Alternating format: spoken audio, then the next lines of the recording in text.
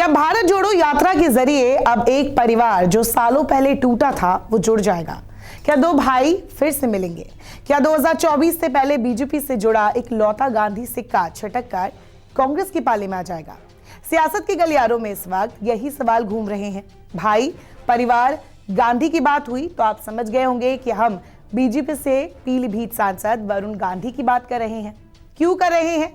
वजह है दो बयान, एक राहुल गांधी का, दूसरा उनके भाई वरुण गांधी का।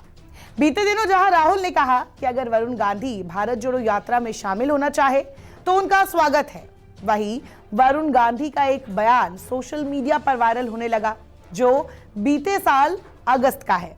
लेकिन उसे सुनेंगे तो समझेंगे कि दोनों भाई एक ही ट्रैक पर है, बस फर्क ये है कि दोनों की पार्टी अलग है।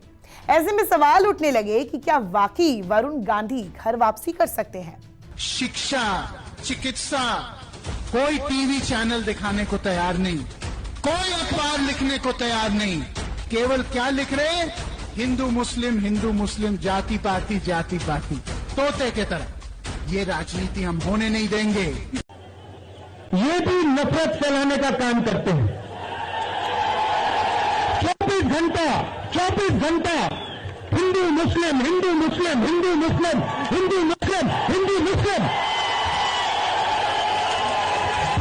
ये सच्चाई नहीं है भाइयों बहनों।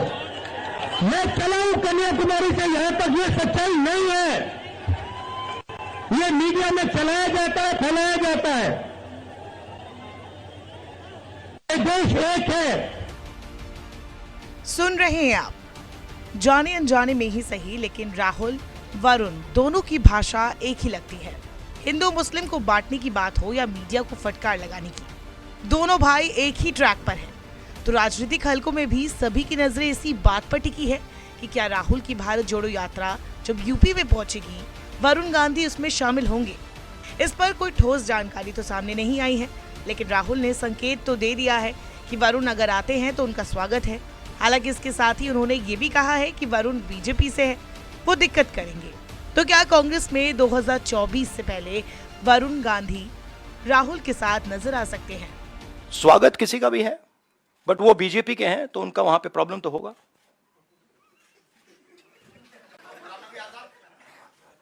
अब वो आप उनसे पूछिए। पहले पता नहीं, मुझे ही कंफ्यूजन हो गई है।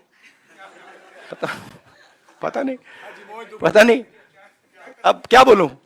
कांग्रेस के मतलब सीनियर नेता हैं, बट मुझे कंफ्यूज कर दिया कि मतलब कभी बाहर, कभी अंदर, कभी बाहर, कभी अंदर, कभी अंदर, कभी बाहर, पता नहीं मुझे।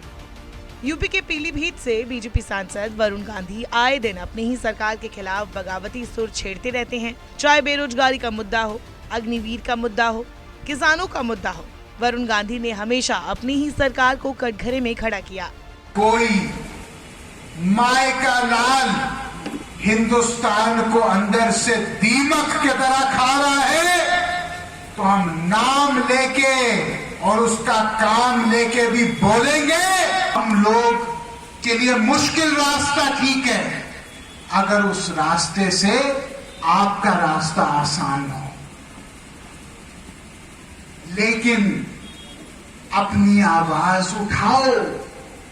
अगर वरुण गांधी के खिलाफ आवाज उठाना है, आपका स्वागत है, उठाओ। किसान इस समय कितने बड़े संकट में है, कोई टीवी चैनल दिखाने को तैयार नहीं, कोई अखबार लिखने को तैयार नहीं, केवल क्या लिख रहे? हिंदू मुस्लिम, जाति पाति। हमारे देश में सरकारी पद 1 करोड़ से ज्यादा रिक्त पद इस समय भारत सरकार में खाली पद पड़े हैं। मैं ना कांग्रेस के खिलाफ हूं, ना पंडित नेहरू के खिलाफ। हमारे देश की राजनीति देश को जोड़ने की होनी चाहिए, ना कि गृह युद्ध पैदा करने की। आज जो लोग केवल धर्म और जाति के नाम पर वोट ले रहे हैं, उनसे हम रोजगार, शिक्षा, चिकित्सा का सवाल तो पूछे। हमको वो राजनीति नहीं करनी जो लोगों को दबाए, हमको वो राजनीति करनी है जो लोगों को उठाए। बीजेपी सांसद वरुण गांधी के कहे ये शब्द इन दिनों वायरल है, लेकिन ये समझना जरूरी है कि वरुण और उनकी मां मेनका गांधी के सामने आखिर रास्ते क्या है। वो कांग्रेस से अलग होकर बीजेपी में कैसे गए और आज इनकी हालत ऐसी कैसी बन गई। मेनका गांधी कैसे बीजेपी में शामिल हुई, इसे समझने के लिए फ्लैशबैक में जाना होगा। आपातकाल के बाद 1977 में जब इंदिरा गांधी सत्ता से बेदखल हो गई तो मेनका गांधी ही थी जो उस वक्त सूर्या मैगजीन निकालती थी।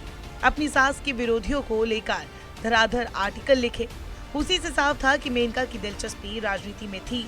लेकिन 1980 में संजय गांधी की आकस्मिक मौत के बाद जब इंदिरा ने तवज्जो अपने बड़े बेटे राजीव को दी तो मेनका ने अपने बेटे वरुण गांधी को लेकर अलग राह चुनी। 1982 में मेनका ने प्रधानमंत्री आवास छोड़ दिया।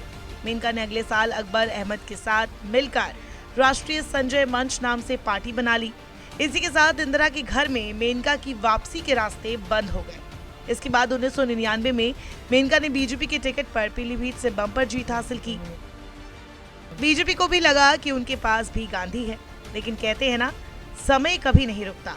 समय बदला और बीजेपी की मांग भी बदली, लेकिन वरुण गांधी और मेनका गांधी का गांधी प्रेम वही का वही रहा। वरुण गांधी बीजेपी में साल 2004 में शामिल हुए थे। उस वक्त बीजेपी के मुख्य रणनीतिकार और पार्टी के बड़े नेता लाल कृष्ण आडवाणी का उन्हें पूरा समर्थन था।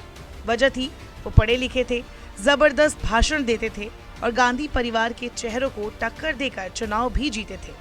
जब बीजेपी की कमान राजनाथ सिंह के हाथ में थी उस वक्त पार्टी में उनका कद भी ठीक था।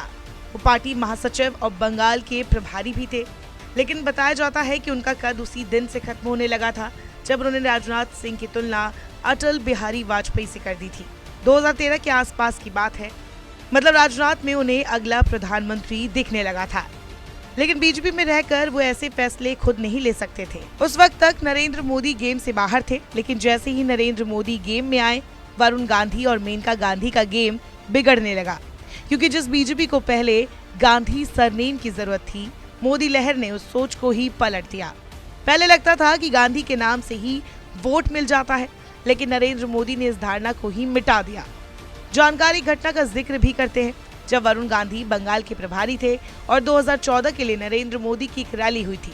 तब दावा किया गया था कि करीब 2 लाख का समर्थन मिला है। जिम्मेदारी वरुण गांधी पर ही थी। वो सामने आए और कह दिया कि ये झूठ है। सिर्फ 40-50 हजार लोग ही रैली में पहुंचे थे। बस इसी दिन से वरुण गांधी और मेनका गांधी मानो साइडलाइन हो गए। इसके बाद जब 2014 में अमित शाह अध्यक्ष बने तो वरुण गांधी को महासचिव से हटा दिया गया। 2019 में नड्डा अध्यक्ष बने तो मां बेटे दोनों को कार्यकारिणी से भी आउट कर दिया गया। अब एक पार्टी में रहकर पार्टी के विरोध में बयान देंगे और पार्टी उन्हें टिकट, सम्मान, पद सब देगी, ऐसा समझना तो नासमझी है। वरुण गांधी और मेनका गांधी अब बस नाम के लिए बीजेपी में है। ऐसा समझिए कि बीजेपी या तो जल्द ही दोनों को बाहर करेगी या दोनों खुद फैसला लेंगे, क्योंकि धीरे धीरे इनसे सब कुछ छिन गया है। मोदी सरकार के पहले टेन्योर में वो मंत्री थी, लेकिन 2019 में उन्हें मंत्रिमंडल से भी बाहर कर दिया गया। 2022 के किसी भी चुनाव में मां बेटे को प्रचार के लिए नहीं भेजा गया, जबकि वरुण गांधी एक वक्ता के रूप में इतने प्रभावशाली तो है कि उन्हें प्रचार की जिम्मेदारी दी जाए। आने वाले चुनाव में भी 99% फिक्स है कि दोनों को टिकट नहीं मिलेगा। ऐसे में वरुण गांधी के पास 3 ऑप्शन है, सपा, आरएलडी या कांग्रेस। हालांकि अखिलेश यादव भी वरुण गांधी की ही तरह विरासत में विश्वास रखते हैं।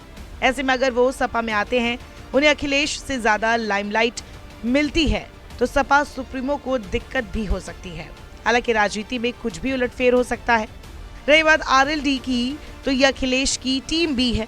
आरएलडी सुप्रीमो जयंत चौधरी को वरुण गांधी के अटेंशन गेन करने से कोई दिक्कत नहीं होगी, लेकिन क्योंकि वो गठबंधन में शामिल है तो परेशानी बन सकती है। ऐसे में वरुण गांधी के पास एक सेफ ऑप्शन कांग्रेस भी है, जो उनका परिवार भी है। हालांकि यूपी में कांग्रेस की स्थिति अच्छी तो नहीं, लेकिन क्या पता वरुण के शामिल होने के बाद हालात बदल जाए। यूपी में वैसे भी जनता का झुकाव सेंटिमेंट्स की तरफ होता है। क्या पता राहुल गांधी वरुण को साथ लाकर कांग्रेस कोई जादू कर पाए। खैर, ये तो बात की बात है। अभी तो पूरा फोकस भारत जोड़ो यात्रा पर ही होगी, जो जल्द ही यूपी पहुंचने वाली है।